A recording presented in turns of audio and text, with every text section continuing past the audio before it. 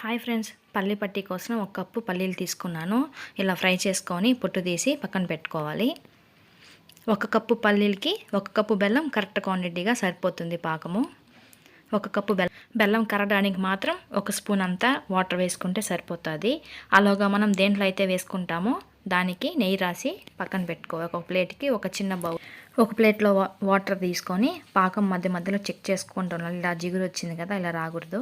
ఇంకా పాకం వచ్చే ముందు ఒక స్పూన్ నెయ్యి వేసుకొని మిక్స్ చేసుకోవాలి. తర్వాత మళ్ళీ పాకం చెక్ చేసుకోవాలి. ఇలా గట్టిగా రావాలన్నమాట. ఇలా కొడితే సౌండ్ రావాలి. మనం ముందుగానే వేయించి పెట్టుకున్న పప్పుల్ని ఇలా 2 బద్దల కింద చేసి పెట్టుకొని ఇలా వేసుకోవాలి.